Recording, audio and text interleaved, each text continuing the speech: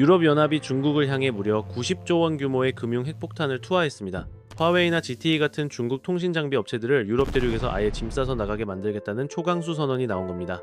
미국이 때리고 나서 유럽까지 등을 돌리니 중국 입장에서는 그야말로 고립무원, 벼랑 끝에 몰린 형국이 되어버렸죠. 그런데 이 와중에 뜬금없는 소식이 하나 터졌습니다. 중국의 한 반도체 기업이 무려 27조 원 규모의 역대급 기업 공개를 준비 중이라는 첩보입니다. 다들 망해간다는데 어떻게 이런 배짱 플레이가 가능한 걸까요? 이 혼란스러운 판국의 삼성전자는 조용히 빈집털이 대박 기회를 노리고 있습니다. 지금부터 2026년 반도체전의 전쟁, 그 이면을 낱낱이 파헤쳐보겠습니다. 운명의 날 2026년 1월 20일 유럽연합은 중국 기업들에게 사실상 시장 퇴출 명령서를 발송했습니다. 새로운 사이버 보안법 초안을 까발렸는데 화웨이나 ZTE 같은 중국 업체들을 유럽 핵심 인프라망에서 영구 제명시키겠다는 내용이 핵심입니다. 이게 단순히 시골에 있는 기지국 몇 개 뜯어내는 수준의 장난이 아닙니다. 자율주행, 반도체, 태양광, 드론, 의료기기의 항공우주까지 미래 먹거리로 꼽히는 18개 핵심 산업군에서 중국산 꼬리표를 떼버리겠다는 겁니다. 쉽게 말해 유럽 경제의 척추라인을 중국산 부품 없이 싹 다 갈아 끼우겠다는 대수술 선언이죠. EU 집행위원회가 내건 명분은 아주 심플합니다. 바로 보안 리스크, 안보 문제입니다. 팩트 체크를 해보면 2024년 2분기부터 유럽 국가들을 타깃으로 한 해킹 공격이 전년 대비 22%나 떡상했습니다. 피해액만 3,910억 달러에 달하죠. 한국 돈으로 환산하면 575조 원이 넘는 천문학적인 돈이 증발한 겁니다. 문서에는 특정 국가라고 돌려 말했지만 여의도 증권가나 월가나 범인이 누군지는 다 알고 있죠. 대놓고 중국 저격한 겁니다. 하지만 이건 시작에 불과해요. 사실 유럽은 2020년도부터 오지오 보안 툴박스라는 가이드를 통해 보안이 의심되는 업체 물건은 쓰지 말라고 시그널을 계속 줬습니다. 문제는 이게 강제성 없는 권고사항이다 보니 국가별로 눈치만 보면서 대응이 케이스 바이 케이스였다는 거죠. 어디는 칼같이 지키는데 어디는 가성비 따지며 슬쩍 눈 감아주는 시기였는데 이제 판도가 완전히 뒤집혔습니다. 권고를 의무규제로 격상시켜버린 겁니다. 말 안 들으면 과징금 폭탄까지 때릴 수 있게 법적 구속력을 갖췄습니다. 당장 유럽 통신사들은 발등에 불이 떨어졌습니다. 3년 안에 화웨이나 ZTE 장비 부품들을 싹 다 드러내고 교체해야 하는 상황이니까요. 선택지가 없습니다. 안 바꾸면 벌금 맞고 바꾸자니 돈 깨지는 외통수에 걸린 겁니다. 결국 문제는 돈, 바로 교체 비용입니다. 세계 이동통신 사업자 협회 분석을 보면 중국산 걷어내는 데 들어가는 추가 비용만 550억 유로, 우리 돈으로 95조 원 이상 깨질 거라고 합니다. 감이 잘 안 오실 텐데 대한민국 1년 국방 예산이 50조 원 수준입니다. 국방비에 거의 2배를 쏟아부어야 하는 거죠. 그동안 유럽 통신사들이 왜 중국산을 애용했겠습니까? 답은 뻔하죠. 성능은 유럽산이랑 비등비등한데 가격표 보면 20에서 40%나 저렴했거든요. 기능 똑같은데 반값이면 당연히 쓰는 게 시장 논리죠. 하지만 이제 그 가성비 치트키가 막혀버린 겁니다. 아무리 싸도 안보에 구멍 뚫리면 아웃이라는 거죠. 단기적으로 유럽 통신사들 재무제표에는 빨간불이 켜졌고 투자 스케줄도 꼬이게 생겼습니다. 하지만 투자 관점에서 줌을 당겨보면 이건 엄청난 빅사이클의 시작입니다. 유럽 전역의 통신망을 갈아엎는 거대한 장비 교체 수요가 터진다는 뜻이니까요. 반면 중국 입장에서는 그야말로 날벼락입니다. 미국이 화웨이 때리기 시작했을 때만 해도 중국은 유럽 시장 믿고 버티기 모드였거든요. 유럽 시장 파이가 미국 못지않게 거대하니까요. 그런데 믿었던 유럽마저 손절을 선언한 겁니다. 미주와 구주가 쌍으로 중국 기술 봉쇄 작전에 들어간 셈이죠. 이건 단순한 통신 장비 이슈가 아닙니다. 유럽연합이 이제는 경제적 이득보다 기술 주권과 안보를 최우선 가치로 삼겠다는 패러다임의 전환을 보여주는 겁니다. 생각해보세요. 독일 벤츠, BMW가 중국에서 얼마나 차를 많이 팔았고 프랑스 명품들이 중국 큰손들 덕에 얼마나 배를 불렸습니까? 그런 꿀단지를 걷어차고서라도 중국 기술은 막겠다는 결기를 보여준 겁니다. 돈보다 생존이 먼저라는 거죠. 중국은 지금 사방이 적으로 둘러싸였습니다. 일본은 이미 진작에 손절했고요. 인도 역시 국경 분쟁 이후 중국 앱들 싹 다 차단 박았습니다. 남은 건 중국 내수 시장이랑 1대1로 사업하는 몇몇 국가들 뿐이죠. 근데 그 1대1로 국가들도 지금 빚잔치 중이라 중국 장비 사줄 여력이 없습니다. 화웨이, ZTE 입장에선 매출 절벽이 현실화되는 최악의 시나리오가 펼쳐지고 있는 겁니다. 그런데 말입니다. 이렇게 중국이 구석으로 몰리는 이 타이밍에 아주 기묘한 움직임이 포착됐습니다. 유럽에서 퇴출당하는 마당에 중국의 한 반도체 회사가 상장을 통해 자금을 쓸어 담을 준비를 하고 있다는 겁니다. 앞뒤가 안 맞지 않나요? 망해가는 분위기에 공격적 투자라니 이게 도대체 무슨 꿍꿍이일까요? 주인공은 바로 창신 메모리 테크놀로지. 시장에서는 CXMT라고 불리는 기업입니다. 월스트리트 저널이 최근 이 회사를 집중 조명했는데 내용이 아주 흥미진진합니다. CXMT가 최근 프리 IPO 단계에서 기업 가치를 200억 달러, 우리 돈으로 27조 원까지 펌핑시켰다는 겁니다. 27조 원이라니 상상이 가십니까? 여기서 끝이 아닙니다. 이 친구들 올해 안에 상하이 과창판 상장까지 밀어붙이고 있다는 소식입니다. 과창판이 생소하시죠?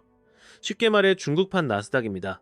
중국 정부가 작정하고 키우는 기술주 전용 놀이터라고 보시면 돼요. 그런데 여기서 땡기려는 총알 규모가 무려 40억 달러, 우리 돈으로 5조 4천억 원에 달합니다. 상장 한 방으로 5조 원이 넘는 현금을 쓸어 담겠다는 건데 월스트리트 저널 반응이 아주 재밌습니다.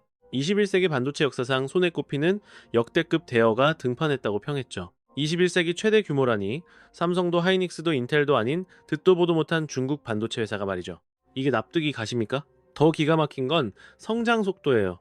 2024년 매출이 무려 30억 달러를 찍었습니다. 하나로 약 4조 원 규모인데 이게 얼마나 미친 속도인지 감이 안 오시죠? 불과 2년 전인 2022년과 비교하면 몸집이 거의 3배나 불어난 겁니다. 단 2년 만에 매출 3배라니요. 이 바닥에서 이런 성장세는 유니콘 수준이 아니라 그냥 없던 일입니다. 반도체가 뭡니까? 돈 쏟아붓고 기술 갈아 넣어야 하는 대표적인 장치 산업이잖아요. 차나 짓는 데만 수조 원이 깨지고 수율 잡고 기술 개발하는데 수십 년이 걸리는 험난한 분야란 말이죠. 그런데 혜성처럼 나타나 2년 만에 매출 3배? 이건 냄새가 나도 너무 납니다. 진짜 무서운 건 바로 시장 점유율이에요. 지금 이 친구들이 글로벌 디램 시장에서 차지하는 파이가 어느 정도일까요? 시장 조사 기관들은 2025년 기준으로 약 4% 정도로 보고 있습니다. 겨우 4%? 하실 수 있는데 이게 얼마나 소름 돋는 수치인지 팩트 체크 들어갑니다. 그동안 글로벌 디램파는 완벽한 철옹성 3강 체제였거든요. 2025년 기준으로 SK 하이닉스가 33%로 1등, 삼성전자가 32%, 마이크론이 25% 정도를 꽉 잡고 있죠. 이 셋이 합쳐서 90%가 넘습니다. 수십 년간 그 누구도 이 카르텔을 뚫지 못했어요. 일본의 엘피다도 덤볐다 골로 갔고 대만의 난다긴다 하는 기업들도 줄줄이 나가 떨어졌습니다. 진입장벽이 그만큼 에베레스트급이란 소리죠. 그런데 CXMT가 불과 몇 년 만에 야금야금 4%나 먹어치운 겁니다. 숫자만 보면 작아 보이지만 3강 체제라는 거대한 댐에 처음으로 균열이 간 거예요. 이제 4강 구도로 재편되는 거 아니냐는 말까지 나옵니다. 삼성, 하이닉스, 마이크론 옆에 CXMT라니 이게 가당키나 할까요? 여기서 우리가 진짜 주목해야 할 건 타이밍입니다. 유럽연합이 중국 통신 장비 업체들 짐 싸라고 통보한 날짜가 2016년 1월 20일이었죠. 공교롭게도 CXMT가 대규모 상장으로 실탄 장전하는 시점이 딱 지금입니다. 통신 쪽에서 뺨 맞고 메모리 쪽에서 화풀이하듯 공격적으로 나오는 모양새죠. 이게 과연 우연일까요? 중국 공산당의 큰 그림이 슬슬 보이기 시작합니다. 통신 장비는 이미 미국이랑 유럽 형님들한테 꽉 막혔거든요. 화웨이나 ZTE 같은 애들은 이제 안방인 중국이나 개발도상국 말고는 갈 데가 없어요. 하지만 반도체는 얘기가 다릅니다. 특히 메모리는 전자기기의 쌀이잖아요. 없으면 아무것도 안 돌아갑니다. 스마트폰, PC, 서버, 전기차, 냉장고까지 메모리 칩 없으면 그냥 고철 덩어리니까요. 중국이 전략 수정에 들어간 겁니다. 통신은 막혔으니 반도체로 뚫는다 이겁니다. 그 선봉에 CXMT를 세운 거고요. 2024년 매출 30억 달러, 2년 만에 3배 떡상, 디램 점유율 10%, 여기에 21세기 최대 상장까지. 이 모든 게 치밀한 계산이란 소리죠. 그런데 여기서 합리적인 의심이 듭니다. 도대체 무슨 수로 이런 광속 성장이 가능했냐는 거죠. 삼성전자가 그 피눈물 흘리며 기술 쌓는데 수십 년 걸렸고 하이닉스도 산전수전 다 겪었잖아요. 그런데 얘네는 뚝딱하고 몇 년 만에 글로벌 점유율 10%를 먹을 기술력을 갖췄다? 이게 상식적으로 말이 됩니까? CXMT의 폭풍 성장 뒤에 숨겨진 비밀, 그 실체는 아주 충격적입니다. 대한민국 검찰이 이 회사의 민낯을 제대로 까발렸거든요. 결론부터 받고 시작하면 CXMT가 삼성전자의 피 같은 핵심 기술을 도둑질했다는 겁니다. 연구해서 만든 게 아니라 남의 것 훔쳐서 제 것인 양 행세했다는 거죠. 작년에 검찰이 전직 삼성맨들을 기술 유출 혐의로 재판에 넘겼습니다. 삼성에서 밥 먹고 배운 1급 기밀을 빼돌려 중국에 갖다 바친 건데 이게 그냥 흔한 기술이 아니에요. 디램의 심장이라 할 수 있는 10나노급 양산 공정 핵심 기술이었습니다. 10나노급이 감이 안 오시죠? 회로 선폭이 10나노미터라는 소리입니다. 머리카락 굵기의 10,000분의 1도 안 되는 초미세 공정이에요. 이거 하나 만들려고 삼성이 쏟아부은 돈이 얼마인지 아십니까? 수조 원도 아니고 수십조 원입니다. 순수 연구비만 그 정도고 사람 키우고 장비 까는 비용까지 합치면 천문학적인 금액이죠. 돈도 돈이지만 시간은 또 얼마나 갈아 넣었습니까? 수십 년간 뼈를 깎아 만든 국가 핵심 기술을 직원 몇 명이 USB에 담아 홀라당 넘겨버린 꼴입니다. 물론 CXMT는 오리발을 내밀고 있죠. 우린 정정당당하게 기술 얻었다라면서 두 가지 핑계를 대고 있습니다. 첫 번째 방패막이는 독일 키몬다의 특허를 샀다는 겁니다. 키몬다가 어디냐고요? 한때 유럽 메모리 반도체의 자존심이었는데 2008년 금융위기 때 시원하게 망한 회사입니다. CXMT 측에서는 자기네 기술의 원천이 2019년에 확보한 키몬다의 특허 라이선스라고 우기고 있습니다. 거기에 대만 엔지니어들을 대거 영입해서 기술력을 완성했다는 논리죠. 물론 대만이 반도체 강국인 건 맞아요. PSMC 같은 걸출한 파운드리 회사들이 즐비하니까요. 그래서 CXMT는 대만의 베테랑 엔지니어들을 스카우트해서 기술 공백을 메웠다고 주장하는 건데, 이게 겉으로만 보면 그럴싸한 시나리오처럼 보입니다. 파산한 기업의 특허를 헐값에 줍고 경력직 기술자들을 갈아 넣으면 기술 자립이 될 것 같다는 착각을 주는 거죠. 하지만 여기에는 결정적인 함정이 숨어 있습니다. 키몬다가 가지고 있던 기술은 이미 호랑이 담배 피우던 시절의 유물이에요. 무려 2008년에 문을 닫은 회사입니다. 그 당시 구형 공정 기술로는 지금 CXMT가 찍어내고 있다는 10나노급 디램을 흉내조차 낼 수 없어요. 기술의 세대 자체가 아예 다른 차원의 이야기거든요. 대만 엔지니어 핑계도 말이 안 되기는 매한가지입니다. 대만은 파운드리, 즉 비메모리 분야의 최강자지 메모리 반도체는 한국이 꽉 잡고 있는 판이거든요. 디램 기술력은 대한민국이 넘사벽이라는 얘기입니다. 정리하자면 걔네들이 공식적으로 확보했다고 주장하는 소스만으로는 현재 CXMT가 보여주는 퍼포먼스의 디램을 절대 생산할 수 없다는 게 학계의 정설이에요. 그럼 결론은 하나로 귀결되죠. 누군가의 최신 기술을 어둠의 경로로 빼돌렸다는 합리적 의심이 드는 대목입니다. 결국 우리 검찰이 꼬리를 잡았습니다. 수사 결과 전직 삼성전자 임직원들이 현직에 있을 때 10나노급 디램 핵심 공정 자료를 통째로 CXMT에 넘긴 정황이 포착된 겁니다. 이 사람들이 삼성전자에 사표를 던지자마자 바로 중국행 비행기를 탔다는 게 팩트예요. 그리고는 CXMT 연구소에 둥지를 틀고 핵심 기술 개발을 진두지휘한 거죠. 이게 과연 우연일까요? 천만의 말씀입니다. 피해 규모를 따져보면 입이 떡 벌어집니다. 이 기술 유출 한 방으로 삼성이 입은 내상이 어느 정도일까요? 검찰 추산만 해도 수조 원 단위가 넘어갑니다. 이건 단순히 RD 투자비 몇 푼 날린 수준의 문제가 아니에요. 시장 점유율을 야금야금 뺏기면서 발생하는 매출 손실에 기술 초격차라는 무형의 프리미엄이 사라진 것까지 합치면 계산기가 터질 지경이라는 거죠. 삼성전자가 지난 수십 년간 피와 땀을 갈아 넣어 만든 수십조 원짜리 노하우입니다. 그 덕분에 글로벌 디램 시장에서 독보적인 1등을 수성해왔던 거고요. 그런데 그 알짜배기 기술이 도둑 맞아서 중국으로 흘러들어갔어요. 그리고 이제는 그 기술이 부메랑이 되어 삼성의 목을 겨누는 비수가 됐습니다. CXMT가 글로벌 디램 시장의 10%를 먹었다는 건 정확히 그만큼 삼성의 파이가 줄어들었다는 소름 돋는 신호거든요. 이 사태의 심각성이 느껴지시나요? 이건 개별 기업의 보안 사고가 아니라 대한민국 경제의 심장인 핵심 산업 경쟁력이 뿌리째 흔들리고 있다는 뜻입니다.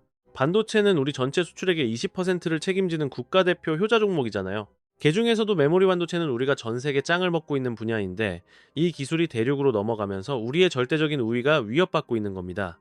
더 골치 아픈 건 이게 CXMT 한 회사만의 단독 범행이 아니라는 점이에요. 중국 공산당이 국가적 사활을 걸고 반도체 굴기를 밀어붙이고 있거든요. 수단과 방법을 가리지 않고 기술을 탈취해서라도 한미 반도체 동맹을 깨부수겠다는 게 걔네들의 큰 그림입니다. 그 거대한 프로젝트 안에서 조직적인 기술 빼가기가 자행되고 있다는 의혹이 끊임없이 터져나오는 이유죠. CXMT가 던지는 공포는 이제 구체적인 숫자로 찍히고 있습니다.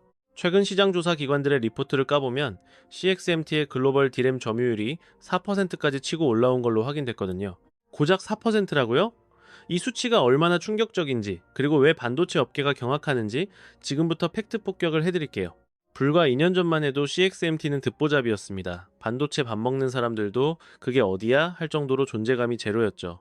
그런데 눈 깜짝할 사이에 글로벌 점유율 10%를 넘보는 메이저 플레이어로 컸습니다. 단 2년 만에요. 반도체 역사상 이런 미친 성장 속도는 전례가 없어요. 여기서 잠깐 디램 시장의 족보를 한번 훑어볼 필요가 있습니다. 그동안 글로벌 디램파는 완벽한 철의 삼각 동맹, 즉 삼강 체제였어요. 2025년 기준으로 보면 SK 하이닉스가 33%로 1위, 삼성전자가 32%로 2위, 그리고 마이크론이 25% 정도를 나눠 먹고 있죠. 이 세 회사가 시장의 90% 이상을 독식하는 구조입니다.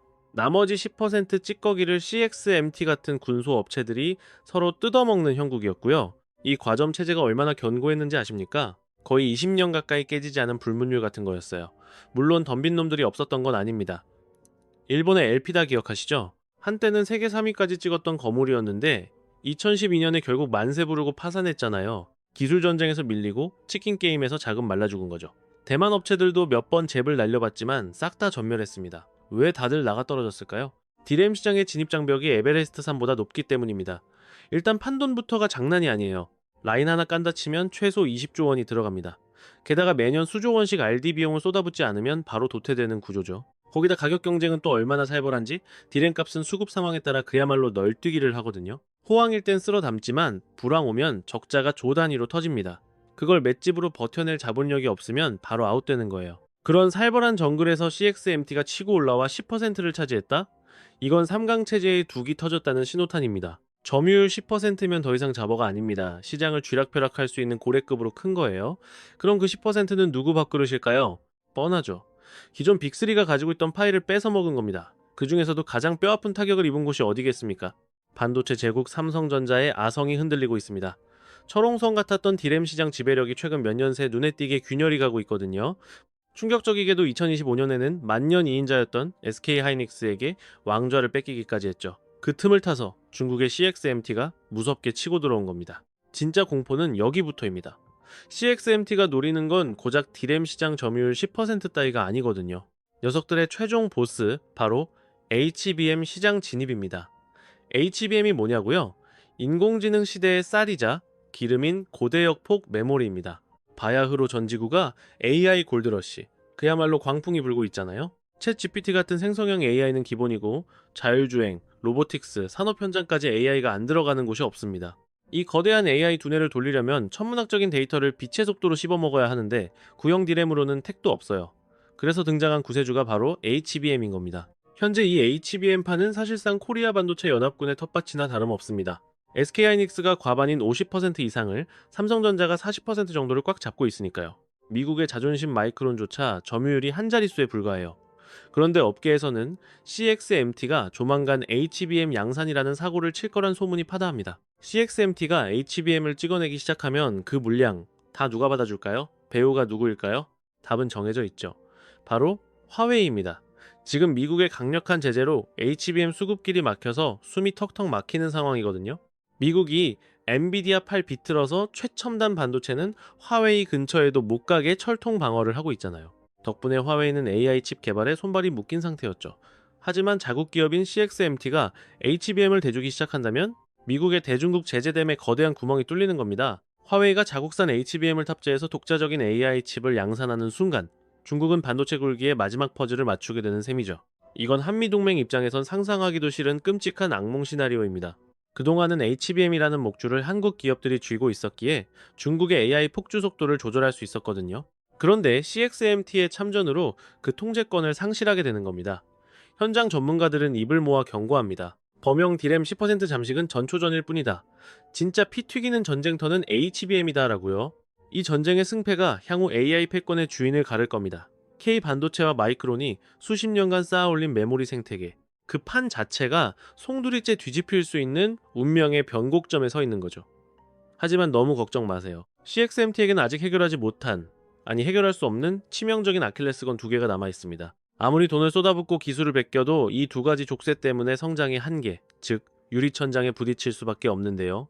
첫 번째 족쇄입니다. 바로 기술 도둑질 꼬리표입니다. 한국 검찰이 칼을 빼들고 CXMT 관련 기술 유출 혐의를 탈탈 털고 있다는 건 뉴스 보셨죠? 이게 한국 내수용 이슈가 아닙니다. 글로벌 시장에서 CXMT라는 브랜드의 신뢰도를 박살낼 수 있는 초대형 악재거든요. 입장 바꿔서 여러분이 애플이나 구글의 구매 총괄이라고 상상해 봅시다. 디램을 몇 조 원어치 사야 하는데 한쪽은 기술 훔쳤다고 수사받는 작물압이고 다른 한쪽은 수십 년간 정석대로 커온 근본 있는 기업이에요. 가격 차이가 크지 않다면 과연 작물압이 물건에 손을 댈까요? 100이면 100, 후자를 택합니다. B2B 거래는 가성비만 따지는 게 아니거든요.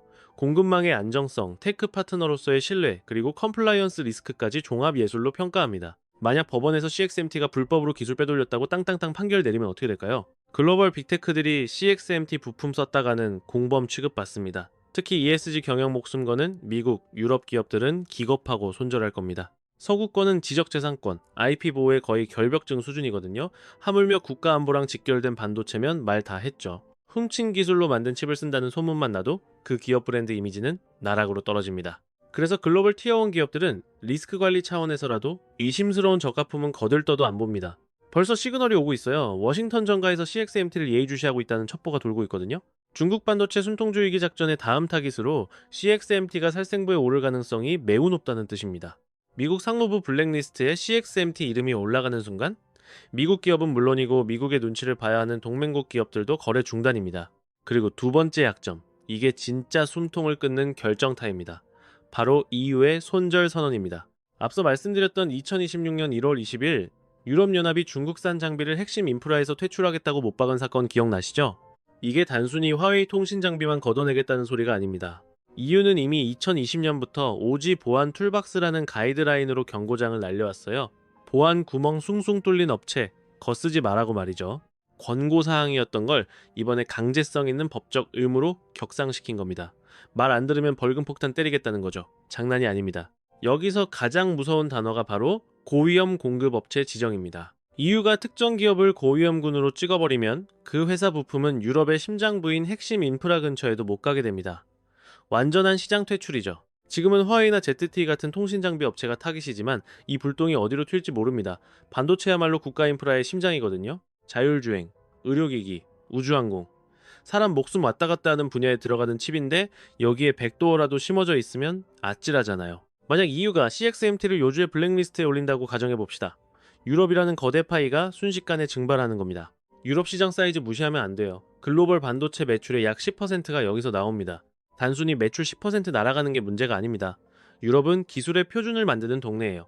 여기서 밀리면 기술 주도권 싸움에서 아웃되는 겁니다. 유럽에서 퇴출당했다? 이 딱지 붙으면 글로벌 시장에서 신뢰도는 나락으로 가는 거죠. 근데 이게 끝이 아닙니다. 이번 조치는 상징적인 타격이 훨씬 큽니다. 미국이 몽둥이 들었을 때만 해도 중국은 아직 유럽 형님들은 우리 편이다라는 행복 회로를 돌렸거든요. 사실 유럽이랑 중국 경제는 때려야 뗄 수 없는 깐부 사이였잖아요. 독일 독삼사 자동차 팔아먹고 프랑스 명품 브랜드들이 중국 돈 쓸어 담으면서 꿀 빨았으니까요. 그런 유럽이 이제 중국 기술에 빗장을 걸어 잠그기 시작한 겁니다. 이건 단순 보안 이슈가 아니에요.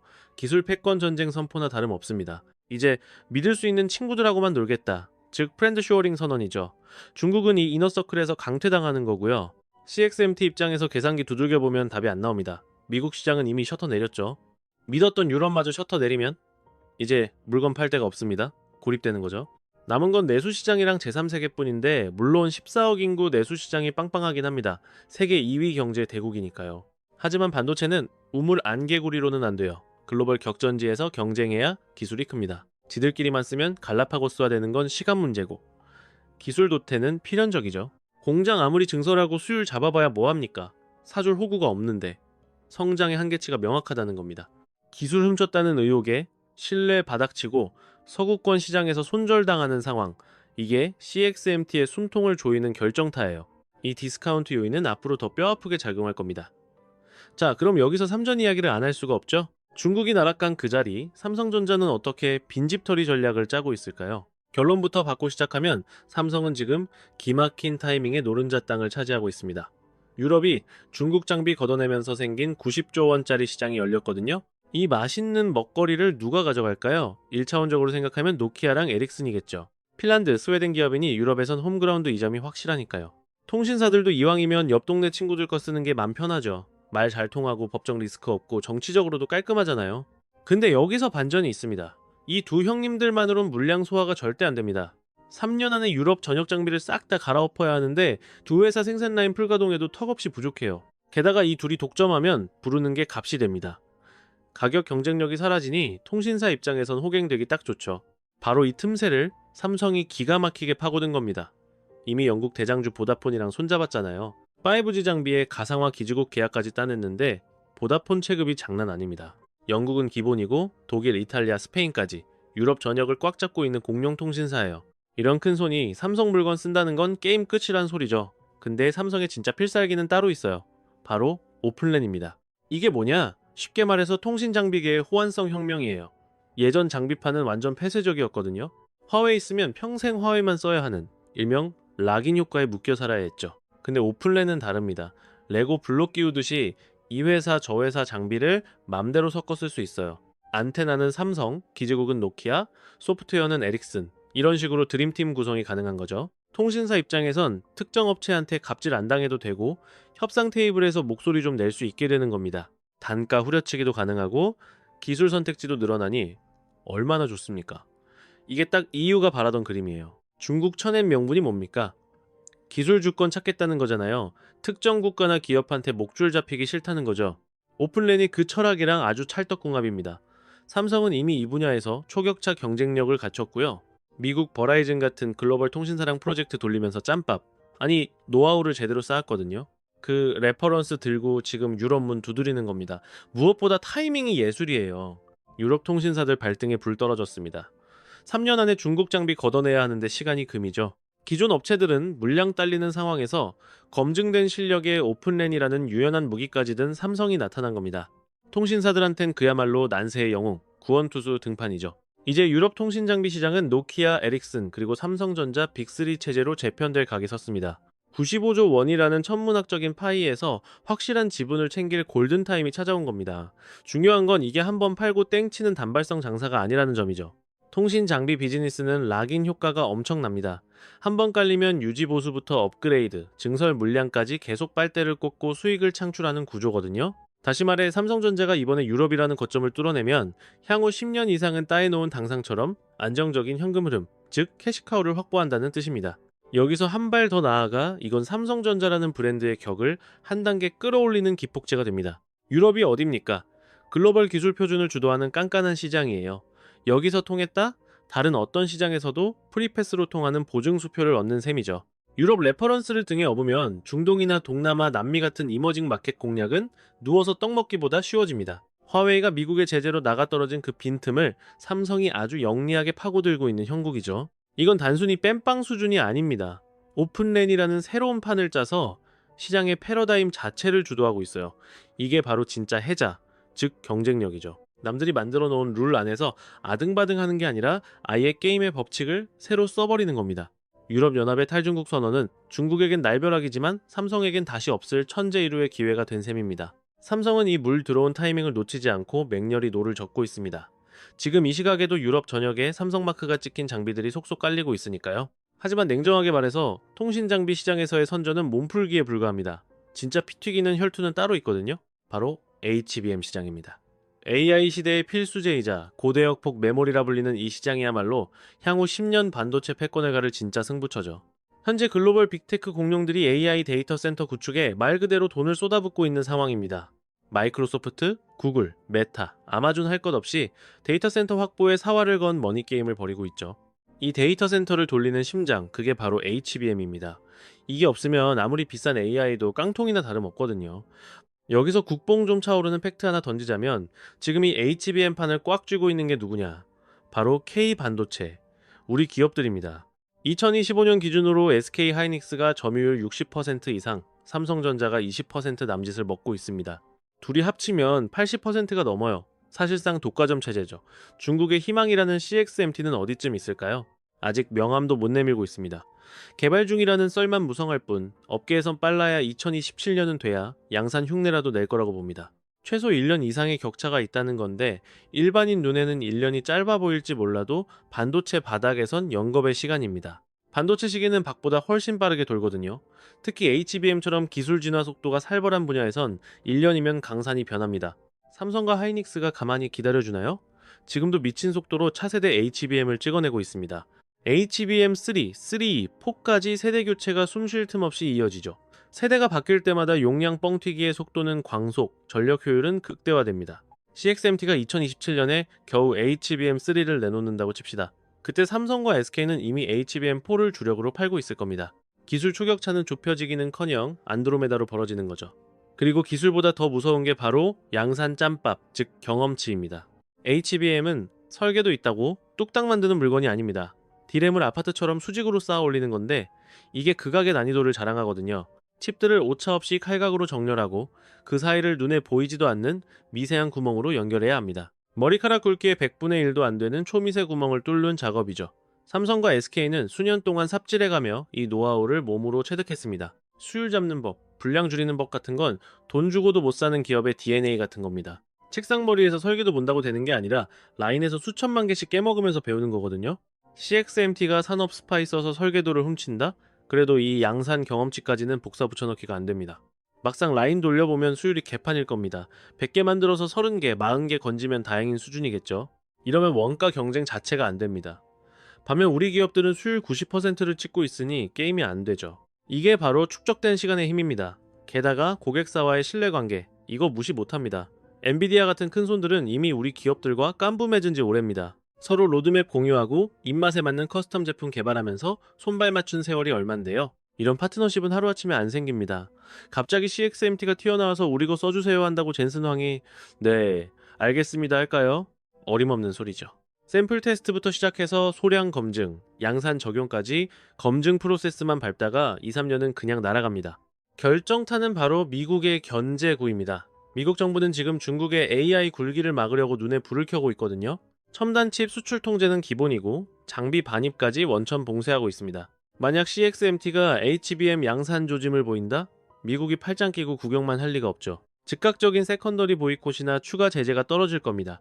핵심 소재나 장비줄이 끊기면 양산은 꿈도 못 꾸게 되는 거죠. HBM 제조의 알파이자 오메가인 EUV 장비는 네덜란드 ASML이 독점하고 있잖아요. 미국이 형님 포스로 ASML한테 중국에 장비 주지 마 한마디면 상황 종료입니다. 결국 HBM 시장에서 K 반도체의 독주 체제는 당분간 철옹성일 겁니다. 초격차 기술력부터 압도적인 양산 노하우, 게다가 지정학적 훈풍까지 지금 판세는 우리 국대 기업들에게 완벽하게 깔려 있습니다. 창신 메모리가 범용 D램 시장에서 파이 좀 키웠다고 HBM 리그까지 넘본다? 이건 번지수를 아주 잘못 찾은 겁니다. HBM은 아예 체급이 다른 종목이거든요. 2026년 현재 우리는 지금 반도체 역사가 뒤집히는 결정적 변곡점을 보고 있는 겁니다. 전 세계 반도체 패권 지도가 아주 살벌하게 다시 그려지고 있거든요. 이 격변의 소용돌이 속에서 살아남는 룰은 딱 하나예요. 진짜 실력 있는 놈만 살아남는다. CXMT 행보를 한번 팩트체크 해볼까요? 2년 만에 매출 3배 뻥튀기에 점유율 10% 달성이다. 속도가 비정상적으로 빠릅니다. 기업 가치 27조 원 돌파.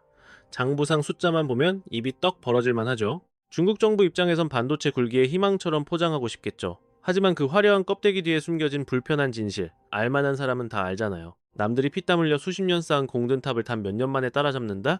카피앤페이스트 없이는 절대 불가능한 시나리오입니다. 단타 매매처럼 잠깐은 재미 볼 수 있어요. 실제로 중저가 시장 야금야금 먹어치운 건 팩트니까요.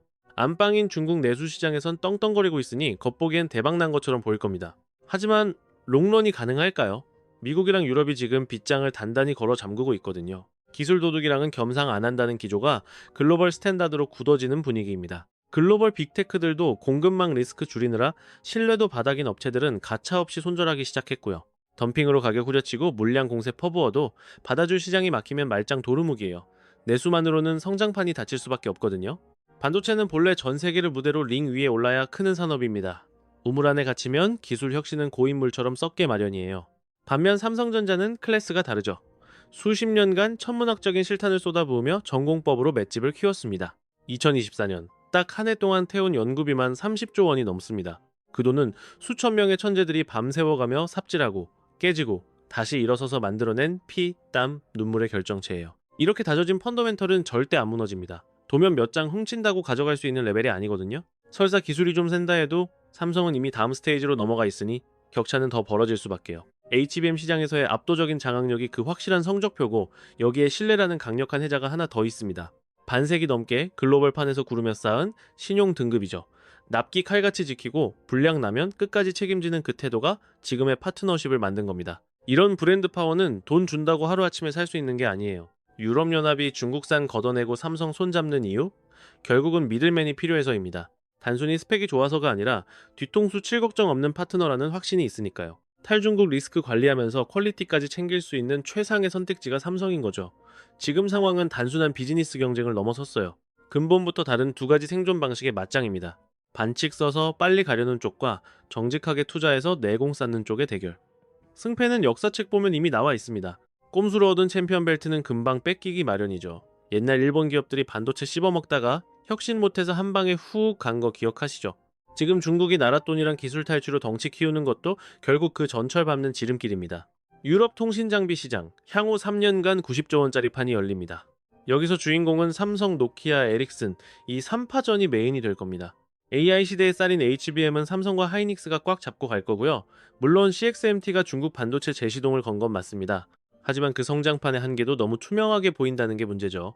훔친 기술 꼬리표에 수출 규제까지 CXMT 발목 잡을 악재가 수두룩합니다. 결론은 심플해요. 상도덕 지키며 쌓은 기술력은 배신하지 않는다. 눈앞의 이익보다 뚝심 있게 RD에 베팅하는 기업이 최후의 승자가 된다는 진리. 그리고 그 정점에 삼성전자가 버티고 있는 거고요. 2026년은 글로벌 기술 패권 전쟁의 시즌2가 시작된 해로 기억될 겁니다.